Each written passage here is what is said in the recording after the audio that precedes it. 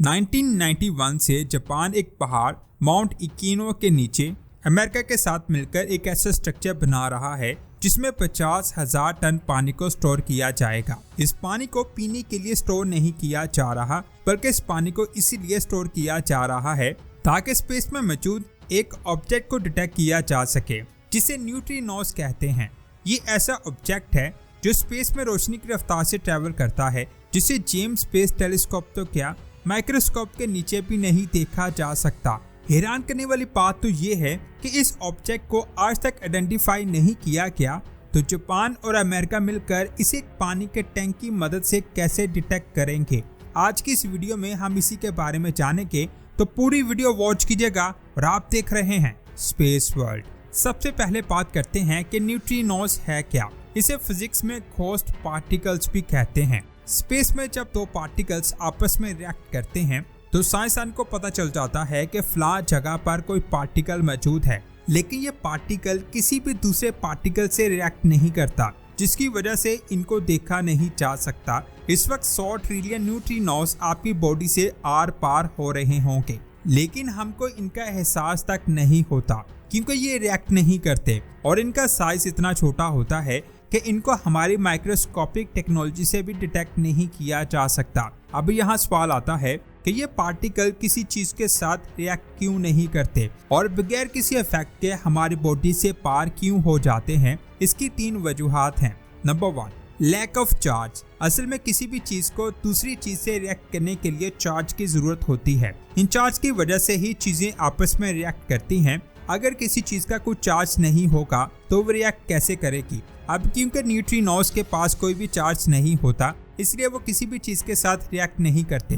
Reason number 2, लो मास। Scientist के मुताबिक ये पार्टिकल अब तक ऑब्जर्व किया गया कम मास वाला पार्टिकल है, जिसकी वजह से जब ये किसी भी दूसरे पार्टिकल से टकराता भी है तो इतना इफेक्ट नहीं होता जिसे देखा जा सके। मिसाल के तौर पर अगर आप किसी बड़ी बॉल पर कागज की बनी बॉल मारोगे तो बड़ी बॉल पर कागज वाली बॉल का कुछ भी असर नहीं होगा और बड़ी बॉल अपनी जगह से हिल भी नहीं पाएगी, क्योंकि कागज वाली बॉल का मास बड़ी बॉल के मुकाबले में बहुत कम होता है। रीजन नंबर 3, कमजोर ग्रेविटी।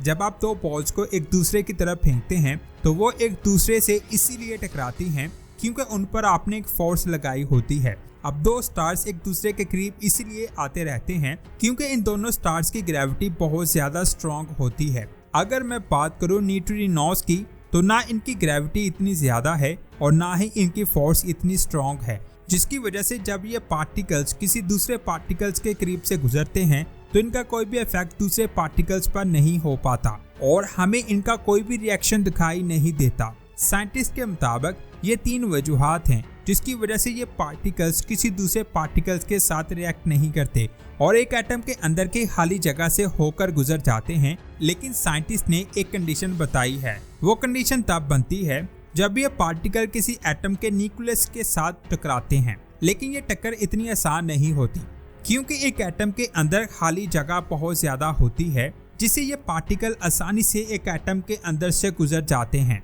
जिसकी वजह से बहुत कम चांसेस होते हैं जब ये एटम किसी न्यूक्लियस से टकरा पाए।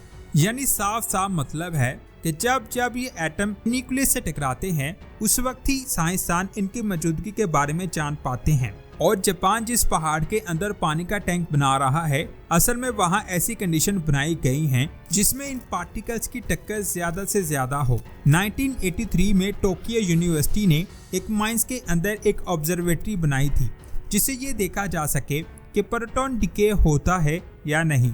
इस ऑब्जर्वेटरी में बहुत सारे डिटेक्टर्स लगे हुए थे। इन डिटेक्टर्स के सेंटर में एक टैंक बनाया गया जिसमें 3400 टन प्योर पानी भरा गया और साथ ही 1000 फोटो मल्टीप्लाई ट्यूब्स लगाई गई।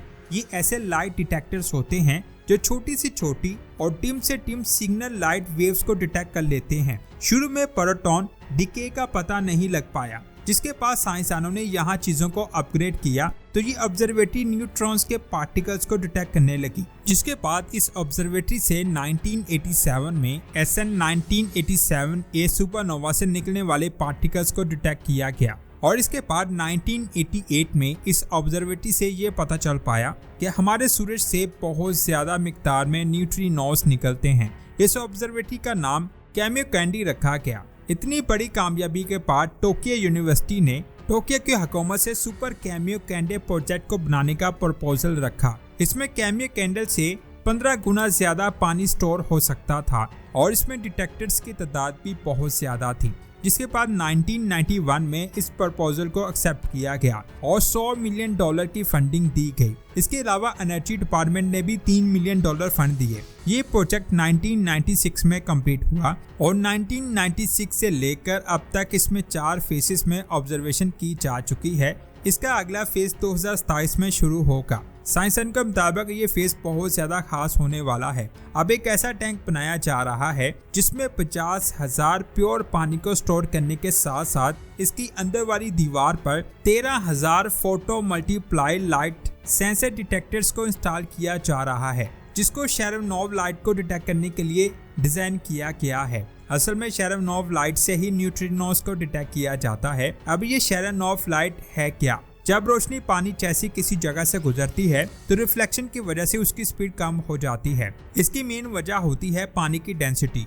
जब लाइट हवा में ट्रैवल करती है तो उसे इतने मॉलिक्यूल्स नहीं मिलते, लेकिन जब लाइट पानी में दाखिल होती है तो उसे बहुत ज्यादा मॉलिक्यूल्स मिलते हैं, जिससे उसकी स्पीड कम होने लगती है। इसके ऑपोजिट अगर चार्ज पार्टिकल यानी पॉजिटिव चार्ज और नेगेटिव चार्ज रोशनी की रफ्तार से पानी में ट्रैवल करते हैं तो ये पानी के मॉलिक्यूल से रिएक्ट करते हैं, जिसकी वजह से बहुत कम टाइम के लिए एक लाइट खारिज होती है और उसी लाइट को शेरनोव लाइट कहते हैं। अब क्योंकि न्यूट्रिनोस आसपास की चीजों से रिएक्ट नहीं करते, इसलिए पानी में दाखिल होने के बाद भी न्यूट्रिनोस की स्पीड कांस्टेंट ही रहती है और ये स्पीड रोशनी की रफ्तार के बराबर होती है। और जब ये न्यूट्रिनोस रोशनी की रफ्तार से पानी के इलेक्ट्रॉन से टकराते हैं तब ये न्यूट्रिनोस उस इलेक्ट्रॉन्स को पानी के मॉलिक्यूल से अलग कर देते हैं, जिससे शेरनोव लाइट खारिज होती है, जिसे आसपास लगे डिटेक्टर्स बहुत तेजी के साथ डिटेक्ट करते हैं, जिसे पता चल जाता है कि वो न्यूट्रिनोस किस डायरेक्शन से आया था, उसका ओरिजिन क्या है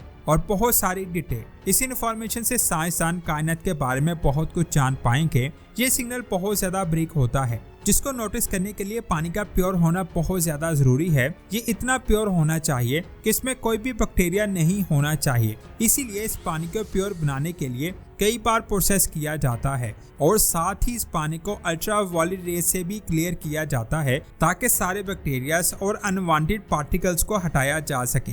अब सवाल आता है कि जापान इस चीज पर इतना पैसा क्यों लगा रहा है? पहली वजह है कि इस स्पेस के बारे में साइंसदान बहुत ज्यादा जान पाएंगे और दूसरी वजह है न्यूक्लियर पावर प्रोडक्शन। असल में 1956 में पहली बार न्यूट्रिनोस को तब फाइंड किया गया था जब उसे न्यूक्लियर रिएक्टर से खारिज किया गया था। तो हो सकता है इस प्रोजेक्ट से न्यूक्लियर रिएक्टर को यूज करने का ऐसा तरीका पता चल जाए जिससे आने वाले वक्त में सूरज से आने वाले न्यूट्रिनोस का इस्तेमाल करके एक नया एनर्जी सोर्स हासिल किया जा सके। आपका इसके बारे में क्या ख्याल है? नीचे कमेंट्स करके जरूर बताएं। आज की वीडियो आपको अच्छी लगी है इसे लाइक और शेयर लाजमी करें। मिलते हैं एक और शानदार वीडियो में। अपना बहुत सारा ख्याल रखें। अल्लाह हाफिज।